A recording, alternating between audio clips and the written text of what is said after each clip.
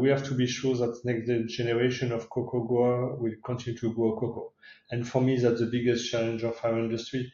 So I see this price hike much more like an opportunity, just to be able for the cocoa farmers to, let's say, have better revenue.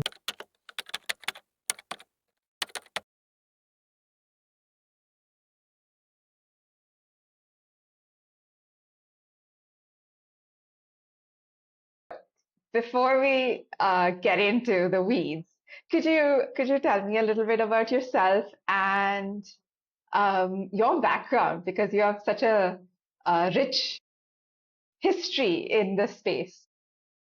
Yes, I spent, I think, nearly my whole working life into cocoa. First in the family company, Semois, where I joined. I spent a few years in Ivory Coast, where I started one of the biggest factory of the Semois group for cocoa roasting.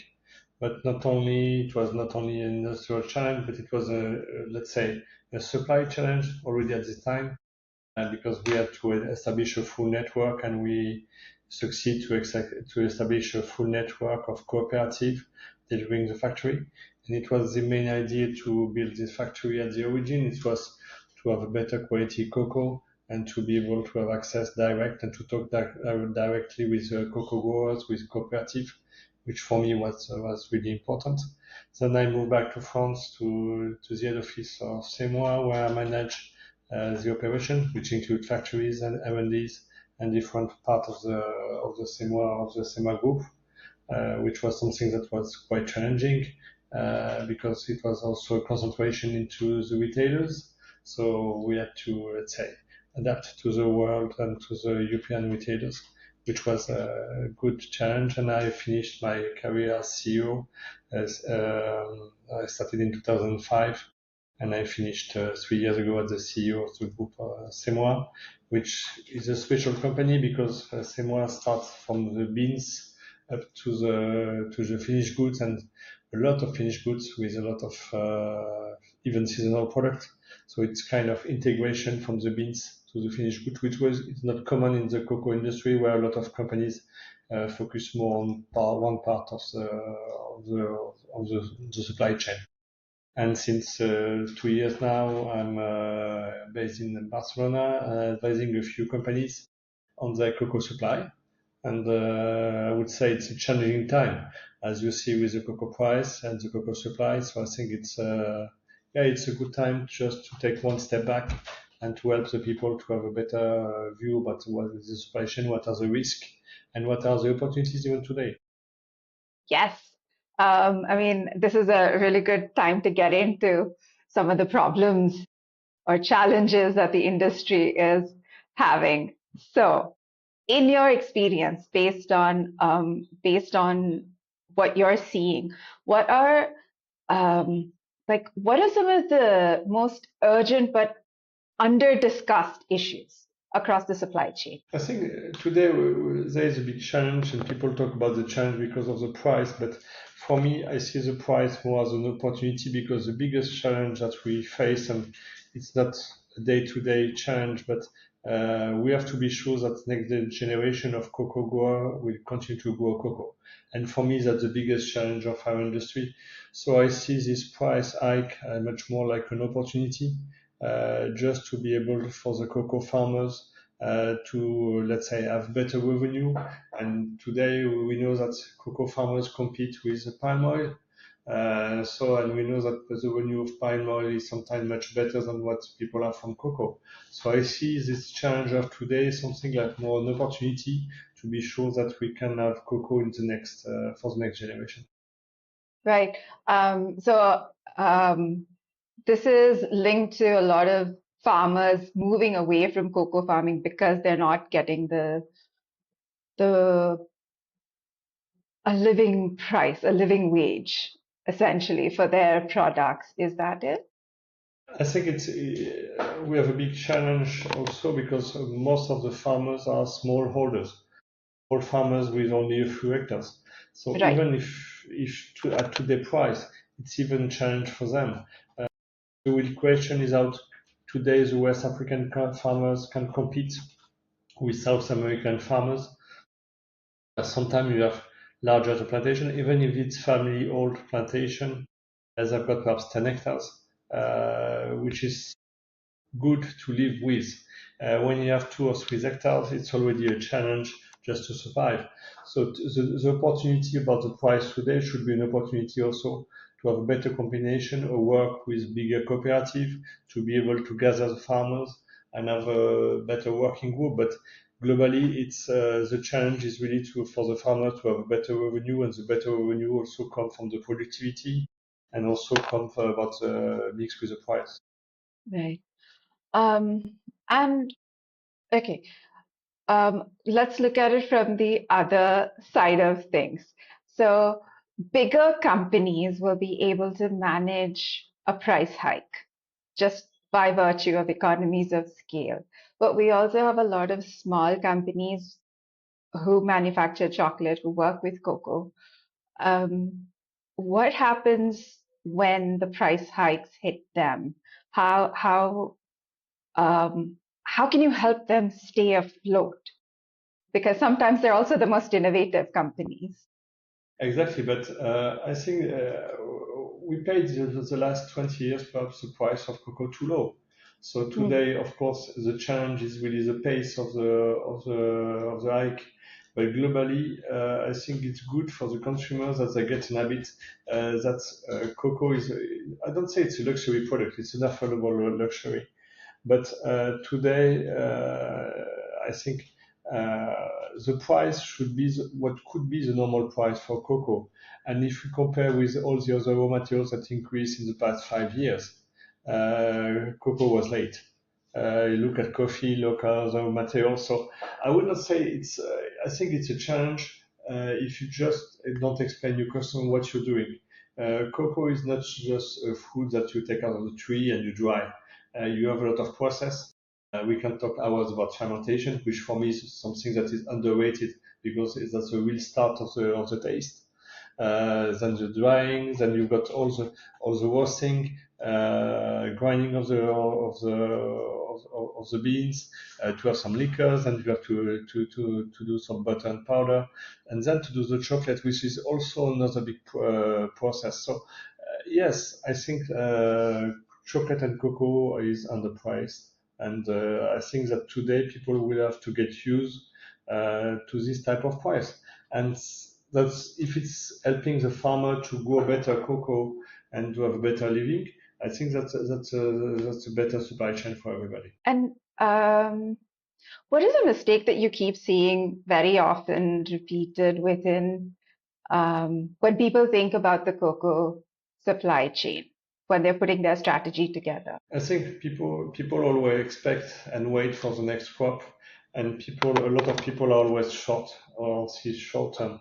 We have the chance to have, let's say, cocoa market on stock exchange in New York and in London, and that's a chance to get some forward price and to have something more stable. If people are yelling today, I think also they are yelling because they are short, and people were expecting that the crop was going to be better, but it's always betting. In reality, even if the crop is better than last year, just to compensate the deficit of last year, it was impossible just to compensate 3 years of deficit in 1 year. So of course, it will take some time to the market to recover. It will take some time to the production to recover. Right. Yeah, and that kind of adds to the price hikes as well. So, Yeah, I think price for me the biggest challenge that we will have will not be only price; it will be the supply. Just to have the access to the good quality to the cocoa that people were used to have. Oh, sorry, I'm blur. But if you look at today's supply chain and what quantity is missing since 3 years, I think it will be a decrease in consumption in this year, but not because people are eating less cocoa or chocolate, just because there will be not enough cocoa just for mm, the whole supply chain. So we face today on the shrinking market just because of the bad crops in the last 3 years. right. But price was too low. How can you ask to farmers to invest into plantation if the price stays so low? And how do you want West African farmer to compete with 300 kilograms per hectare with some people in South America above 2 tons per hectare?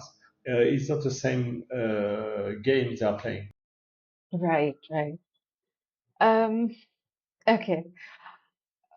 Something you touched upon is also how um, West African farmers competing with farmers in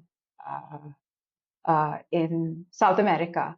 And this actually brings me to the question of um, the bulk of cocoa right now is from West Africa.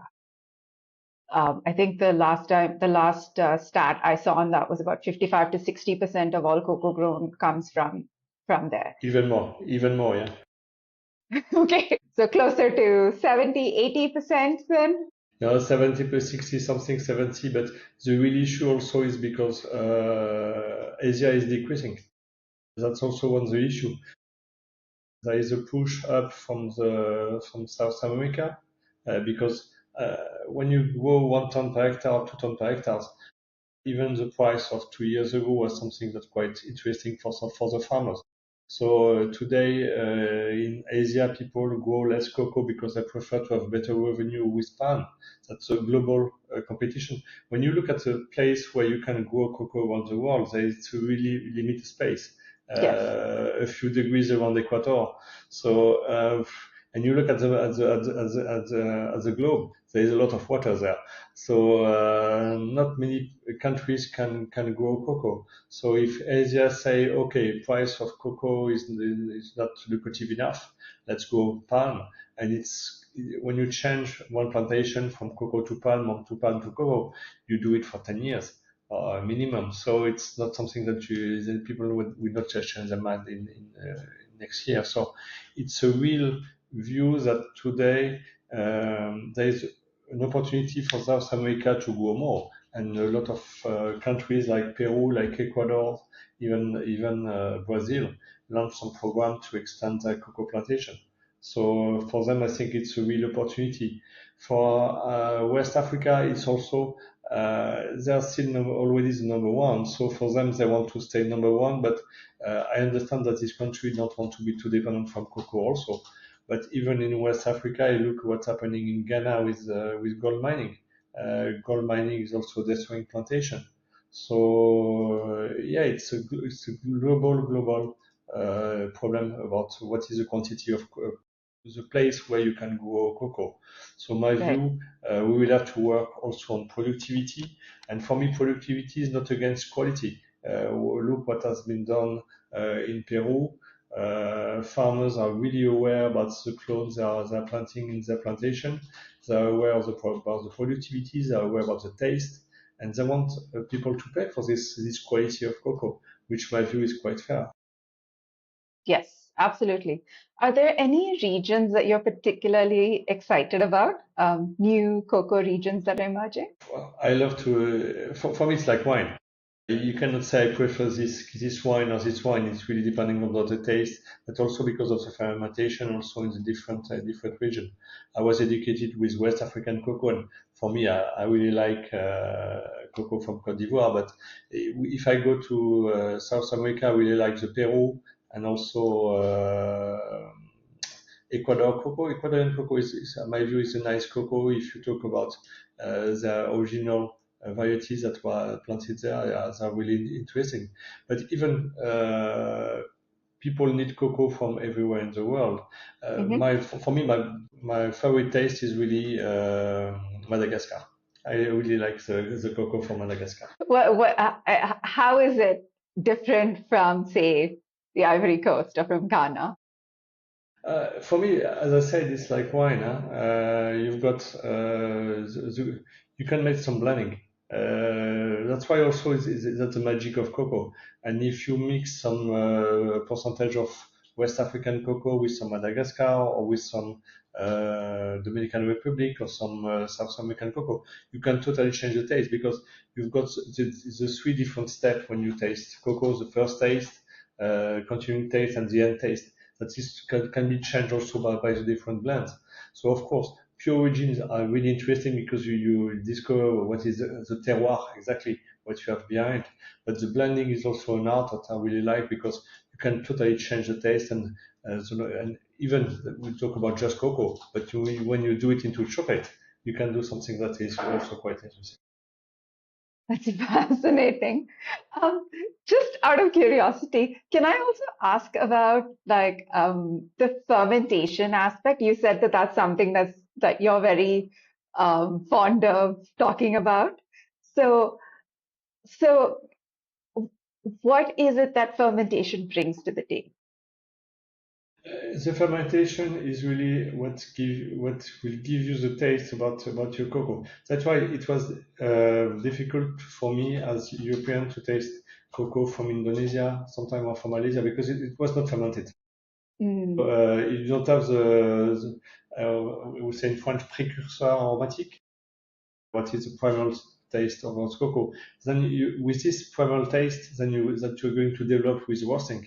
If you don't have this fermentation, you cannot develop anything in roasting. Will just burn cocoa, which is one that people like to. So it's really fermentation is really starting to have some taste, and that's why cocoa is a complex taste because it's fermented like wine. I always makes a lot of difference and discussion between cocoa and wine. But that's why the complexity about cocoa and the complexity of the wine are the same because of the fermentation.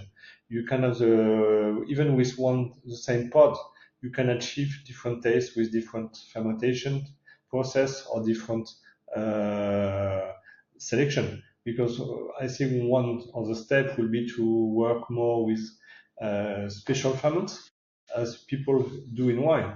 Today, very little winery work with endogenic ferments.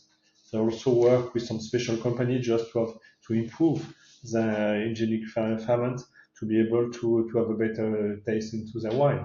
And that's something that we will need to do one day also in cocoa. But to do that, you need to control fermentation. And that's why you need cooperative. You need cooperatives that uh, control and also aggregate all the production of the farmer to be able to run fermentation centers. What you can see, for example, in Dominican Republic, what you can see in Ecuador or in Peru, where you can really work on the taste between the two type of fermentations that you have into cocoa. okay. Um, do a lot of these countries in South America. I've seen big farms in Brazil. So Brazil has like large holdings, and Mhm. they're able to kind of integrate all of these aspects in one place. But are smaller farms in other parts of the world able to do that? Like Peru and Ecuador, a lot of them tend to be smaller holdings. Isn't that true? In Ecuador, I know some cooperatives that gather, they collect, because in South America, people collect wet cocoa, which is also something that is really interesting because collecting wet cocoa, you can work on the fermentation between different farmers inside a cooperative center. And that's where you can improve really the taste of or have a really signature taste about your cocoa. Okay, sorry, what is wet cocoa? You see the white beans when you cut the pot. Uh-huh. That's wet cocoa. Oh, Um, the the pulpy thing. pulp with the beans inside. Um, Okay. Okay. Are baba. people In South America they call it baba. call it Baba. baba? Yeah. Okay. That's interesting. Um, and are people using the pulp a lot more now? Because that used to be separated out to get to the bean. It depends. The pulp is really helping the fermentation to start the fermentation. Then you've got this Swiss juice. If you've got some cases, if you do fermentation in cases, you can collect this sweet juice. Some people do alcohol with it. Huh? Of course they do. Like in every crop, people collect Yes. the juice with sugar inside to do alcohol. I'm not at all surprised by that. No, no, no, but Anything? it's really important for me that people also keep the juice just to start the fermentation. That's really helping also. Okay. Uh, Okay. Um, all right. So we'll switch a little bit to the sustainability angle. So you've done a lot of work in setting up sustainable supply chains. And right now, um, well, it's sustainability is a bit of a buzzword. It's also a very broad area. But in this day and age, does it actually pay off? Like, is there actually um, a, a cost benefit to it beyond just brand image? Because right now, everything calls out some sustainable angle or the other, but you've seen it, you've been working on it at a time even before it was so fashionable too. Yeah, So, we set up something, as I said, even since the beginning, working with cooperative in Ivory Coast. We did the same in South America and in Sao Tome. So really working with cooperative, it's a way of doing business. It's not something fashionable. We started years ago, and I think the company is continuing to do it. So it's really, for me, not doing it is not an option. So that's something this special. I cannot say it's a fashionable, not fashionable. For me, it's impossible not to do it because if you want to have the best quality of cocoa, you have to long-term partnership with cooperative. So if you just do buy and sell during one season, for me that's not long-term contract. So for me that's really important that to have a long-term contract with cooperative. But it's not easy this time of I understand with this these prices of cocoa because even for farmers, where they see that the neighbor now get also a good price of cocoa. So when you work with a long-term view on sustainability, you have to be able to increase the premium, but also to be able to support the farmers. mhm, I think what is really important is not just only the price.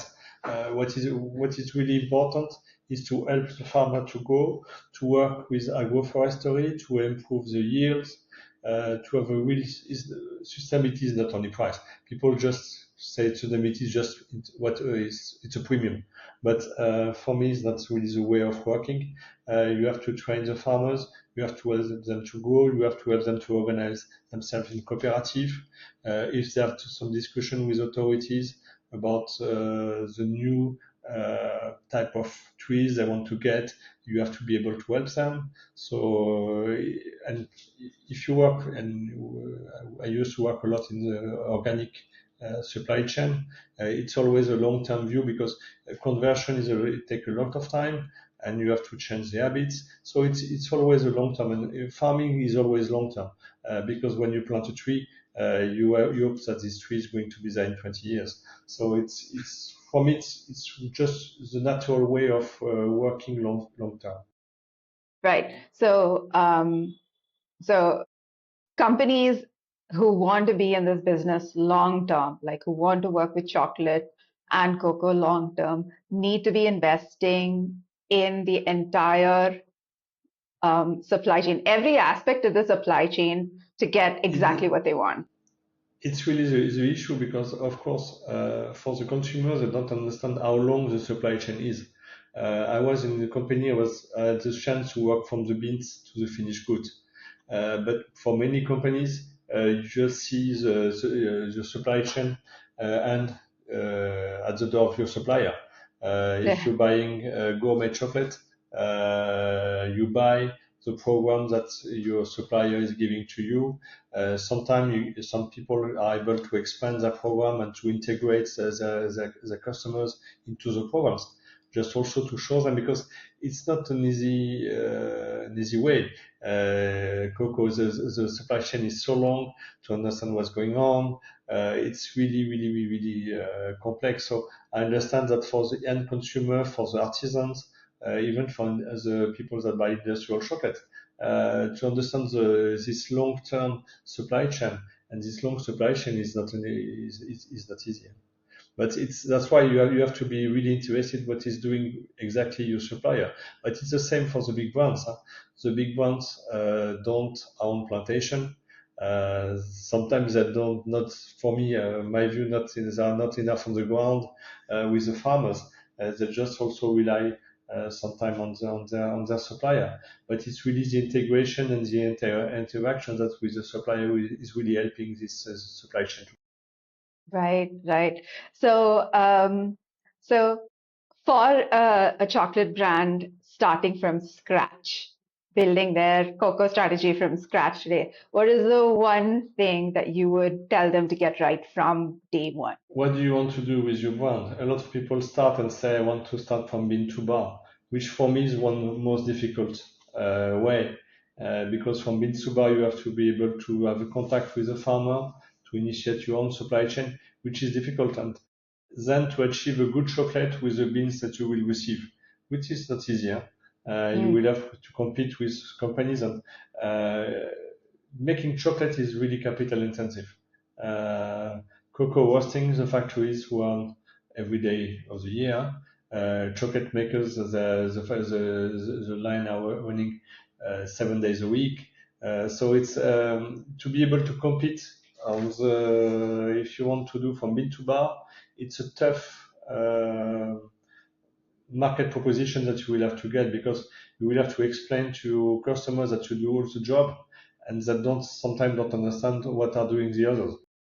They just think that the others are doing the same. So sometimes starting with let's say couverture can help you to start and to develop your own business, because today the catalog of couverture is enormous. You can find a lot of different origins, so you can work directly from that. And then if you want to develop later from beans to bar, it can be another step. But starting beans to bar today, wow, it's an enormous, it's a taste challenge, it's an industrial challenge, it's a supply challenge.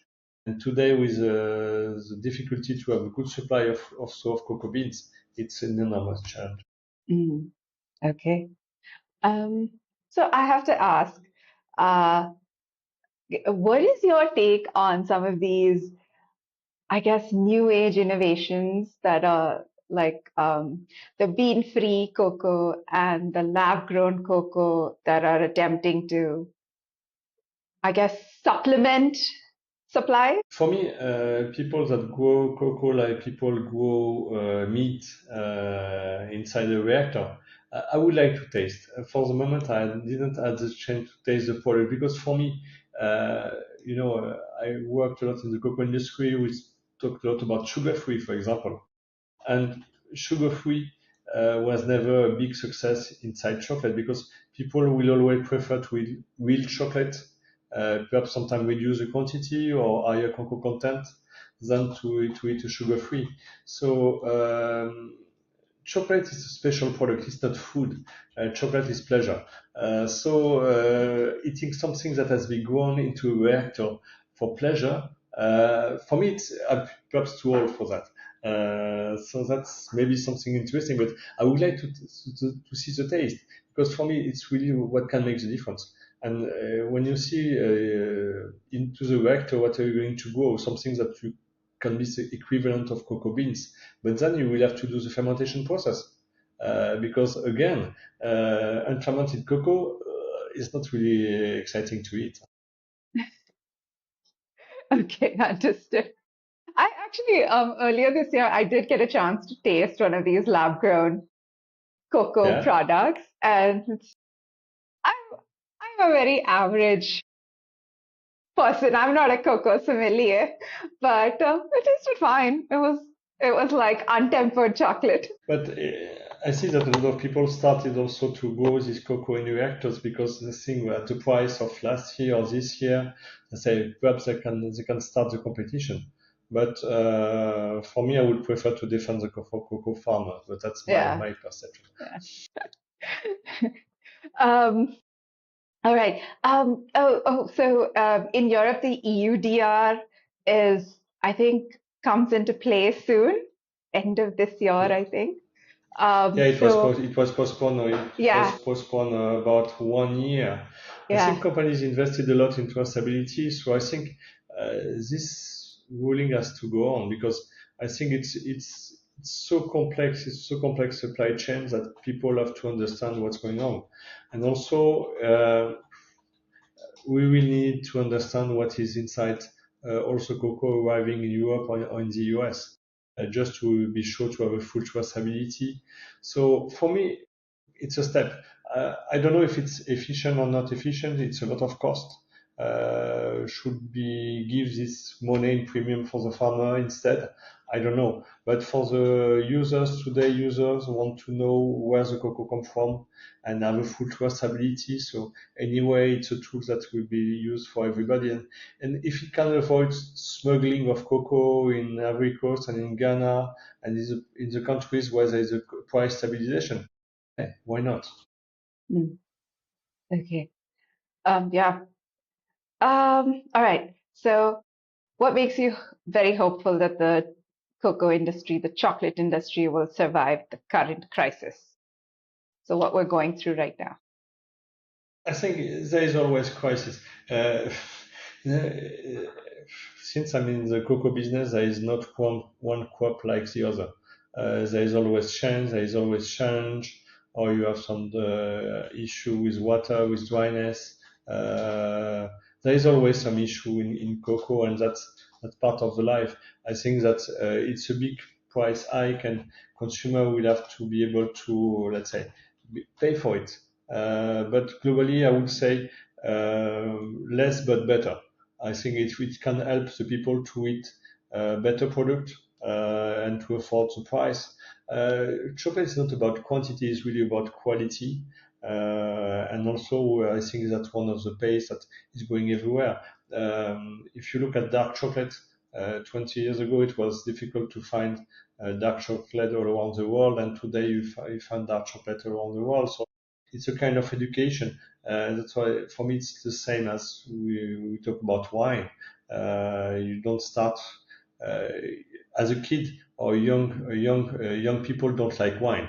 You have to educate your mouth to eat it. But a lot of even if you look at beer, beer is also a fermented product. So it's a kind of education of the taste and that you understand what you're eating. But chocolate is not food. Chocolate is pleasure. That's why I don't think it's an issue for the people just to understand the price hike. But when you look at the farmer side, for me, it's a real opportunity. Okay. And okay, is there a trend within chocolate that you've seen that you really like? And also, conversely, is there something that you absolutely hate? Is there like a trend or a fad that you've seen?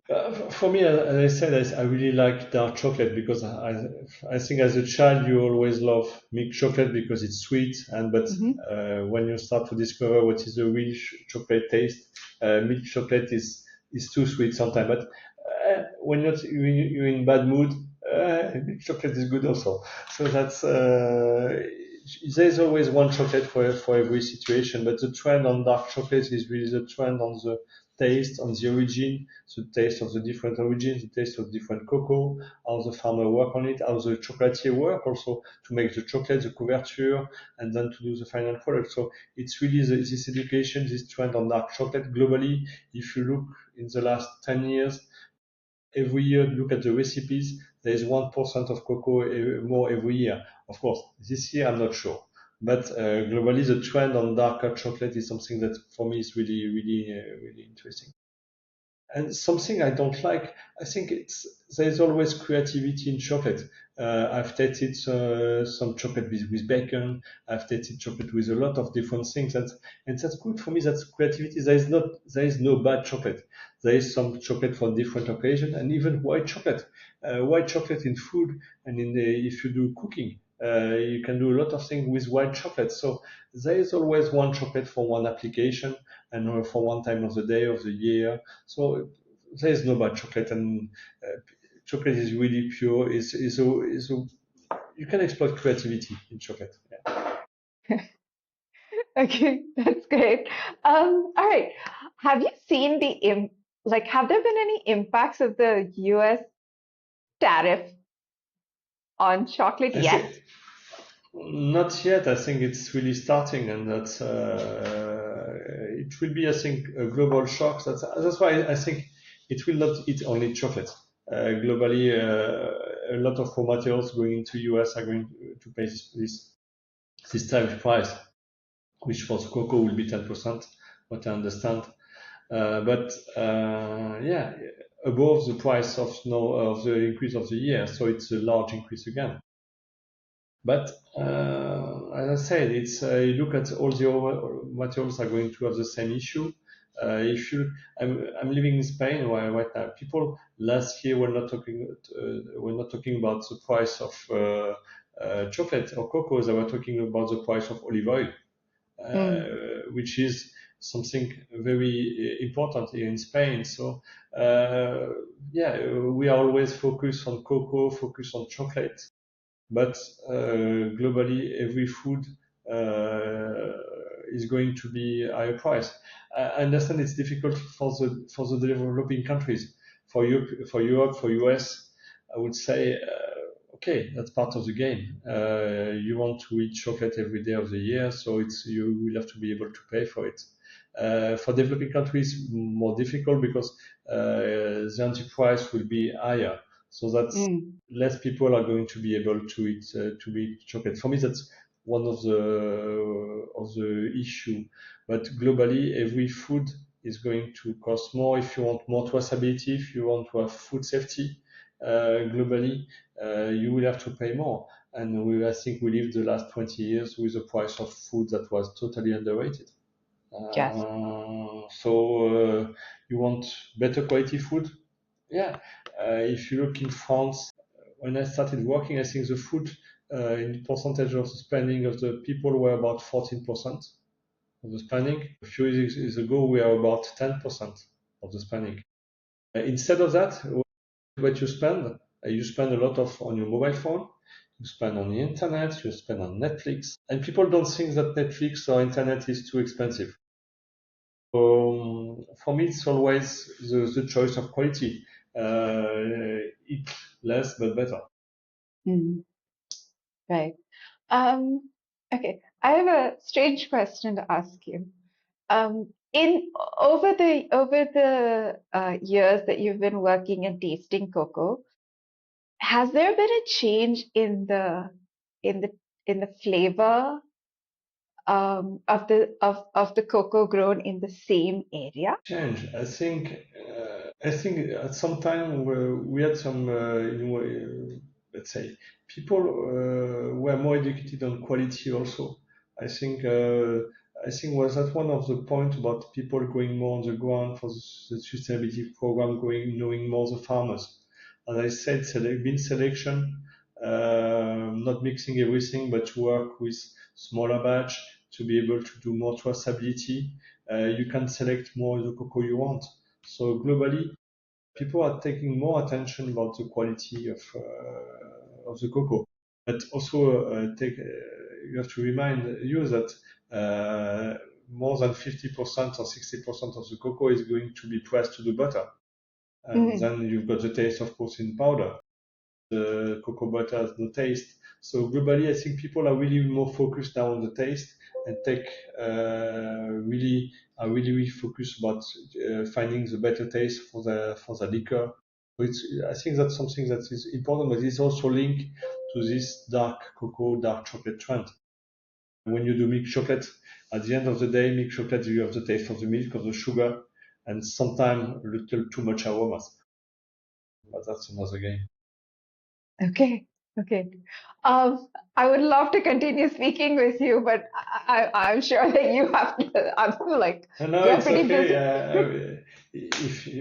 If I know I will used to speak about chocolate and really enjoy it. I think just talking about fermentation, it can take about 4 hours because not one step, but multiple step fermentation that is really important and to differentiate between origins. So that's something that is that's why cocoa is a world Yeah. yeah, in interesting product.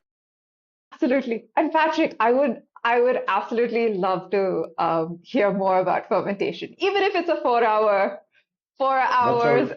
we can have some discussion about that, but it's really that's why that gives the complexity to the chocolate and Yeah, the yeah. diversity of the taste. So that's why you don't have two different cocoa, and that Right. even if yeah, a lot of discussion about Yes, that. excellent. If you're game, I'm happy to set up some more time at some whenever you're free, and then we can have a nice long discussion about fermentation.